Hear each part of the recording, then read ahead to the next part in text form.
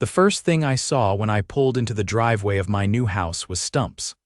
Not one or two, I'm talking about a dozen freshly cut stumps lining what used to be a beautiful tree-lined front yard. I slammed the truck door shut and just stood there, jaw clenched, staring at the carnage. My name's Dorian McCaffey. I'm a high school history teacher, recently divorced, and I had just closed on this house 2 days ago. The listing photos had shown towering maples and oaks trees that had probably been standing longer than the HOA had existed. And now, gone. Every last one of them. I wasn't even inside the front door yet when I heard the clack of cheap heels on concrete. "Mr. McCaffey," a voice called out. I turned and saw her mid-50s, platinum blonde bob, a clipboard in hand, and that squinty expression like she just smelled something sour. Classic HOA Karen. Her name, I would soon learn, was Patty Zelburn, president of the Crestmeadow HOA for the last 7 years. Apparently, she thought that made her queen of the cul-de-sac. "Can I help you?" I asked, already on edge. "I just wanted to welcome you to the community," she said, smiling like she practiced it in the mirror. "And to let you know we had to take the liberty of removing those trees. They violated Article 7, Section D of the Landscaping Code. You cut down all my trees without asking. Before I even moved in." "Well," she said, flipping through her clipboard like it was a holy text. "Technically, the property was under HOA jurisdiction the moment escrow closed. And since the previous owner failed to maintain those trees' pests, possible root damage, and the general aesthetic, we made an executive decision. It's all in the bylaws." I stepped toward her. "So you're telling me you took it upon yourselves to chop down over a dozen healthy trees, mature trees, and didn't even notify me?" She blinked. "We did leave a courtesy notice taped to the mailbox." "That's not notification. That's vandalism," her smile faltered. "You're welcome to file a grievance with the board, but I suggest you read the rules first. It'll save you the trouble." She turned and walked off like she'd just won something. The next morning, I called the city arborist. I needed to know if the HOA had even gotten a permit. Spoiler alert, they hadn't. In fact, the city had a preservation order on several of those trees. That's when I knew Patty and her clipboard brigade had stepped in it deep. I drove down to City Hall, got copies of everything. Turns out, those trees had been part of a local greening program. Some of them were tagged heritage oaks. Cutting them without written authorization, that came with fines. Big ones. I called the HOA office and asked for a meeting. Patty answered. "You're not on the board yet, Mr. McCaffey," she said, condescending as ever. "You'll need to attend the next open forum." "I'll be there," I said, "but you might want to bring a lawyer." She actually laughed. "We've dealt with people like you before." "Good," I said, "then you'll know what's coming." I spent the rest of the week gathering documentation. Photos from the real estate listing, the city's tree preservation order, a report from the arborist, and the kicker, a copy of the HOA's own bylaws, which explicitly stated that any changes to private landscaping required written consent from the homeowner, something I'd obviously never given. By the time the HOA meeting rolled around, I was loaded for bear. Patty didn't know it yet, but she was about to get a lesson in history. My kind of history, the kind with receipts. The Crestmeadow HOA held its monthly meetings in the local community center, a squat brick building with flickering fluorescent lights and folding chairs that groaned under the weight of indifference. I arrived 10 minutes early and found the board members already seated behind a long plastic table. Patty sat center stage, flanked by her 2 enablers. Donnie Feldstein, a retired insurance adjuster who looked like he hadn't smiled since Y2K, and Marcia Colburn, a former dentist who treated every question like a root canal. There were about 20 residents in attendance, sipping lukewarm coffee and murmuring about parking violations and lawn height. I took a seat in the front row and placed my folder on my lap. When Patty saw me, her expression didn't change, but she tightened her grip on her pen. The meeting began with the standard roll call and approval of last month's minutes. Then Patty leaned into the mic. "Before we open the floor, we'd like to address a landscaping matter involving a new homeowner. Mr. McCaffey, I believe you had a concern. I stood and walked to the podium. Yes.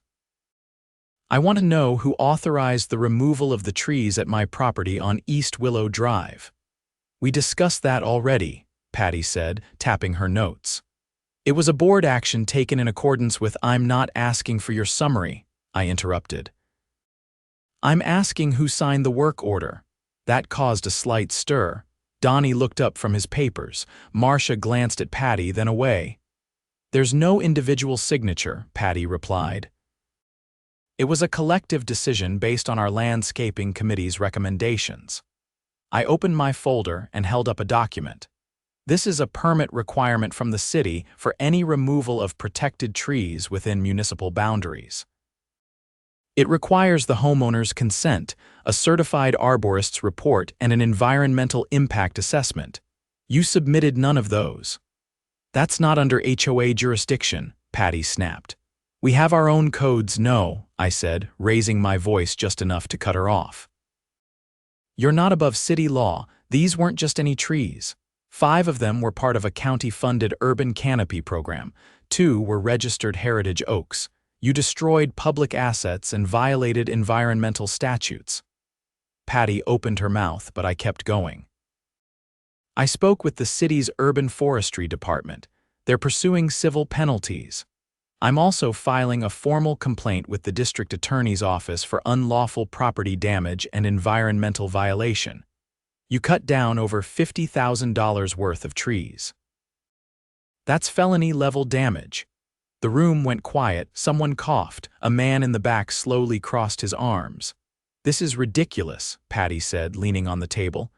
You're blowing this out of proportion. Our landscaping vendor has full discretion. No, they don't, I said. And they weren't even licensed for municipal tree removal. I checked. The contractor you used, they're only cleared for basic residential trimming, cutting down heritage oaks without a permit. That's a second-degree offense under city code. Donnie cleared his throat. If I may, maybe we could, revisit the process. Don't bother, I said. The damage is done. What comes next is remediation. I've already submitted a claim to your HOA's insurer. They're reviewing your liability coverage, and if they decline to pay for the replanting. That cost's coming out of Crest Meadows' general fund. Marcia leaned in. What kind of replanting are we talking about? You'll replace every tree, I said. Mature specimens, equal or greater in ecological value, which won't be cheap. I've got an estimate from the city's preferred contractor. Comes out to just over $47,000. Donnie turned to Patty. We don't have that kind of discretionary reserve. Then you'll need to levy a special assessment, I said.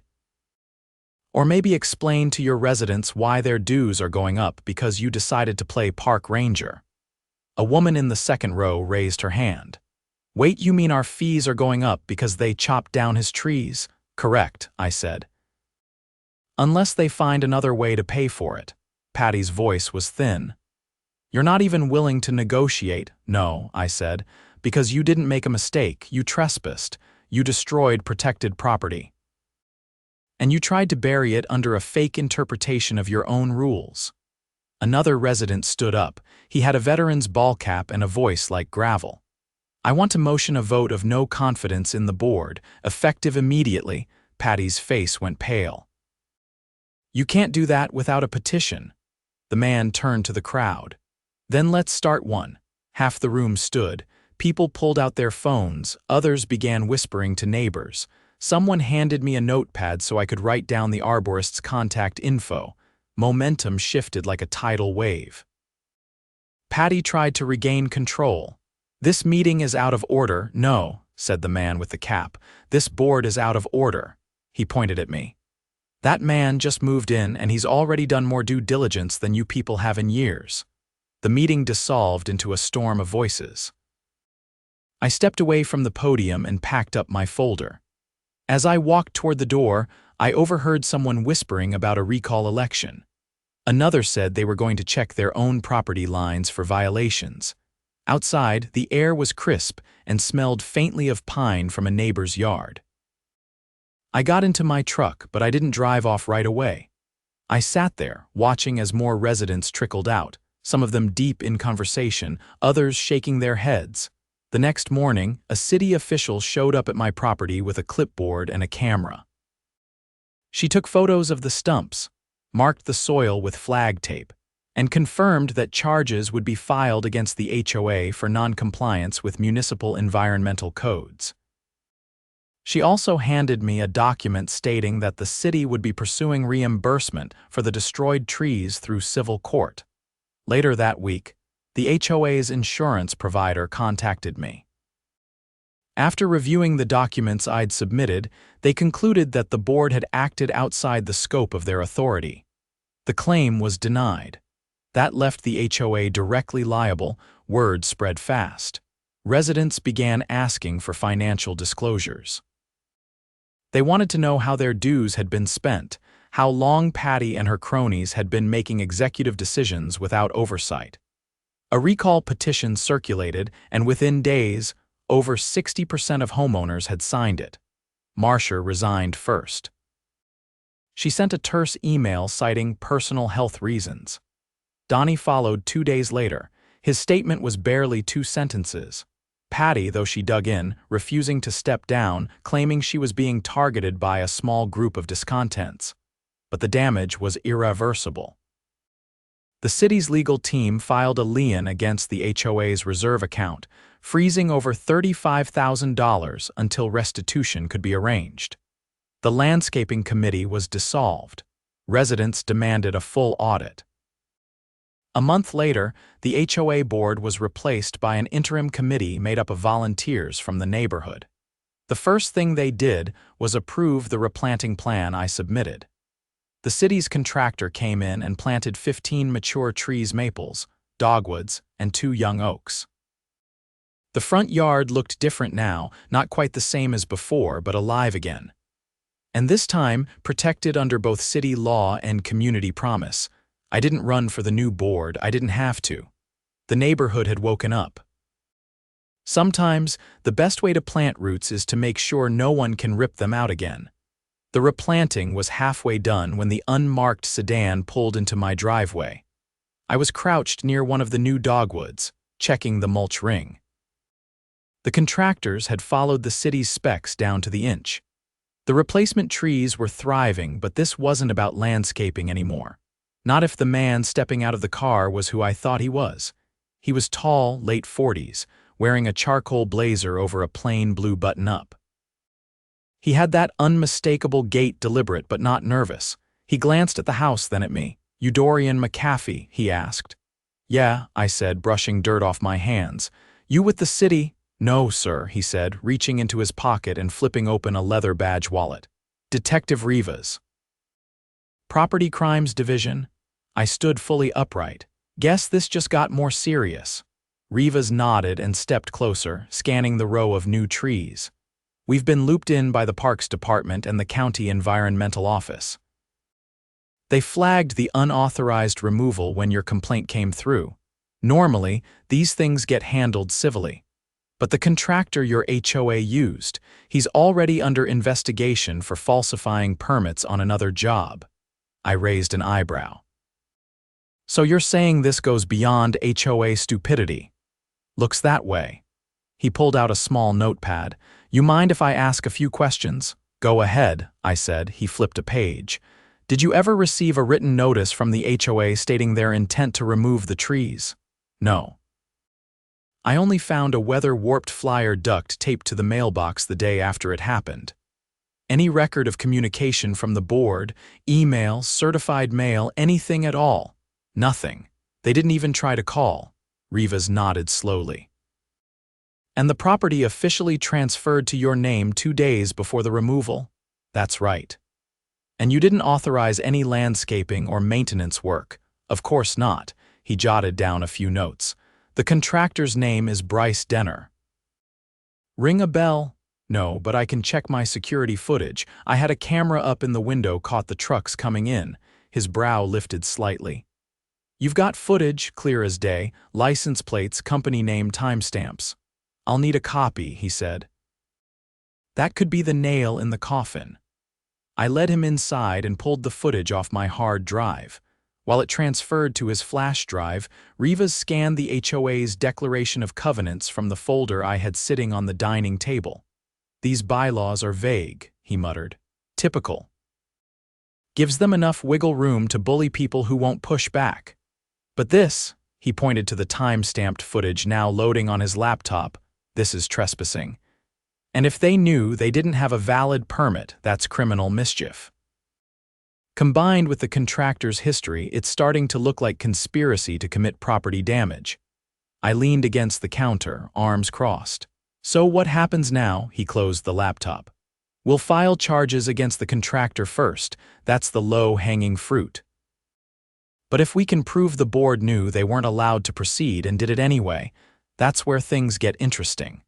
2 days later, Rivas called me back. The contractor had been arrested on unrelated fraud charges.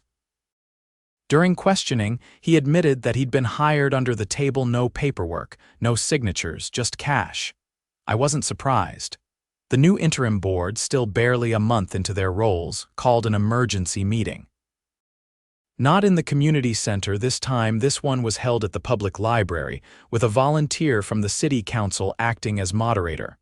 The place was packed. Standing room only. The atmosphere was different now. Not tense, determined. The neighbors who'd once nodded politely and kept their heads down were now openly demanding transparency. The HOA's bank statements were projected onto a screen, line by line. That's when someone in the back shouted, "Wait, what's this consulting payment to Zelburn and Co.?" The moderator adjusted her glasses. "It appears to be a self-authorized disbursement. $22,000 paid over the course of 4 months to a shell entity registered under Patricia Zelburn's maiden name." A ripple of outrage spread through the room. Marion, a retired CPA who'd volunteered for the audit committee, stood up. "That's embezzlement. She created a fake company and paid herself with HOA funds." The moderator nodded. "We've already referred it to the district attorney's office." Rivas was there too, standing quietly along the wall. He didn't say anything, but he didn't need to. His presence alone confirmed that this wasn't just about trees anymore. Back at home, I kept my head down. I wasn't looking for revenge. I just wanted the trees replaced, the damage acknowledged, and the system fixed.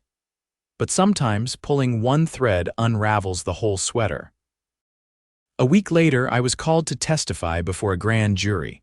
It was held in the county courthouse downtown. The walls were high, the air cold, and the process slow. I answered every question: how I discovered the damage, how the HOA responded, what I'd learned about the contractor, and the evidence I'd turned over. The prosecutor, a wiry woman with sharp eyes and no patience for nonsense, asked the last question. "In your opinion, Mr. McCaffey, did the HOA board act recklessly?" "No," I said. "They acted deliberately. They thought no one would stop them." The grand jury returned a true bill of indictment against Patty Zelburn for misappropriation of funds, criminal trespass, and conspiracy to defraud. She was arrested at her home 2 days later. Local news picked up the story.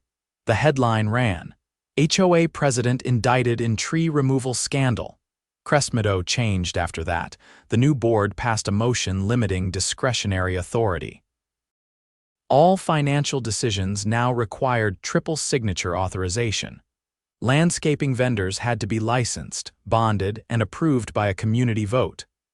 A tree preservation committee was formed, chaired by the woman who'd once only shown up for the free coffee.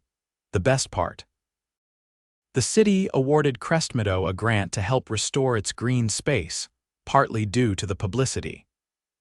The funds went toward planting wildflower gardens in the common areas and installing rain barrels to support the new trees. A local elementary school even partnered with the neighborhood to use the green belt as an outdoor classroom. One afternoon, as I was raking leaves near the sidewalk, a neighbor I hadn't met before stopped at the edge of my lawn. "You're the guy who took down the HOA, right?" I laughed. "Not exactly, I just asked the right questions." He looked around at the saplings and the new butterfly garden down the street. "Well, thanks for asking them. I nodded and went back to raking. Things weren't perfect. They never are, but they were honest now, transparent, accountable. And the trees, they were growing, slowly, steadily, just like the community. The last tree went in on a Thursday morning. A red oak, 6 years old, brought in on a flatbed and lowered into the front yard by a small crane. The city crew handled it like surgeons, every movement precise, every root bundle tucked in like it was gold. I stood on the porch, arms crossed, watching them pat the soil over the base and staple down the protective mesh. It was the final piece, the one that made it whole again. But things weren't exactly quiet. The case against Patty Zelburn had picked up speed.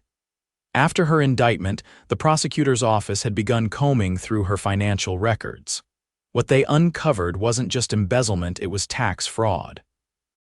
Apparently, the fake consulting company she used to siphon funds from the HOA had also been used to write off thousands in fabricated expenses on her personal tax returns. The IRS got involved, and when they did, they found something worse. There had been a second account tied to a dormant HOA committee that supposedly managed community events. It hadn't hosted anything in over 3 years, but tens of thousands in HOA dues had been funneled into it.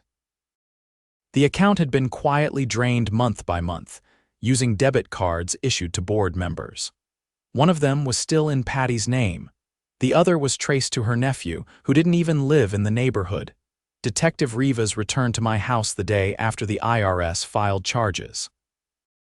He looked tired, like he hadn't slept in a while. "We got a warrant for her home computer," he said, sitting in the living room and rubbing his hands together. "It's bad." "How bad?" I asked. She was laundering HOA funds through her nephew's side business. Fake invoices, forged receipts. Then he'd send cash back to her through a separate account under a different name. We traced at least 3 identities she's been using since before she moved here. I leaned against the wall, trying to process that. "She's been running this scam for a while," he continued. "And not just here. We're working with 2 other counties where she served on HOA boards. Same playbook. Reclassify funds, fake compliance vendors, drain the reserves, disappear before anyone catches on. And she just stayed here longer than she meant to." "Looks that way," Rivas said. "She didn't count on someone documenting everything. You were the wrench in the machine." The trial was scheduled for early fall. It didn't take long to make headlines. A neighborhood HOA president indicted on multiple counts of wire fraud, tax evasion, and identity theft. It was too juicy for the local papers to ignore. Reporters showed up during the pre-trial hearings, snapping photos of her in sunglasses and a beige windbreaker like it was some kind of celebrity scandal. But the courtroom was all business. I was called in to testify a second time, this time in front of a judge and jury. It wasn't like the grand jury hearing. This time, Patty was present. She sat at the defense table, her hair darker now, her posture rigid. Her lawyer, a sharp-suited man who looked offended by the air in the room, objected constantly, but the evidence was overwhelming. City permits, security footage, financial records, bank statements, and emails. Dozens of them. Some written in her own words, detailing how she planned to clean up the neighborhood and redirect funds for future beautification. The jury didn't need convincing. The verdict came down in under 2 hours. Guilty on all counts. She was sentenced to 7 years in state prison, with restitution ordered to the HOA for the full amount stolen, just over $62,000. The court also ordered the seizure of her home and assets to partially repay the debt. Her nephew, who had taken a plea deal in exchange for testimony, received a reduced sentence and probation. Crestmeadow was rattled but not broken. In the months that followed, the new board worked with the city to place new checks and balances on the HOA's operational authority. Financial reports were posted quarterly, publicly, and in detail. All vendor contracts had to be approved by a vote of the residents. No single board member could authorize expenditures over $300 without majority consent. I was offered a spot on the board again. I declined. but I agreed to help form a new committee, one that didn't deal with flowers or fencing violations. We called it the Oversight Panel. Its sole purpose was to audit the HOA's actions and report directly to the city if anything looked off. It wasn't glamorous, but it was honest work. Then came the letter. It arrived in a plain white envelope, addressed to me, no return address. Inside was a single check, $50,000. Issued from the court's restitution fund. The memo line read, "Property Damages Award Case 4278C." I stared at it for a long time, not because I needed the money. I'd already come to terms with the damage, but because it meant something else. It meant the system had worked, even if it took pressure. Even if it took time. I used the funds to install solar panels, a rainwater collection system, and build a greenhouse in the backyard, not out of spite, out of principle. If they were going to try to strip this place down, I'd build it back up double. One evening, during a community walk, I passed by a group of kids sitting under the new oak tree in my yard. They were reading aloud from a thick binder something for school, maybe a group project. One of them looked up and waved. "Thanks for planting this," she said. "It's the best reading spot in the neighborhood," I waved back. "Glad it's working." As I turned the corner, I saw the other trees lining the street. All of them had grown just enough to cast shadows now. The roots had taken, the damage was past, the story had changed. And no one, not a clipboard, not a fake company, not a single overreaching board was going to rewrite it again.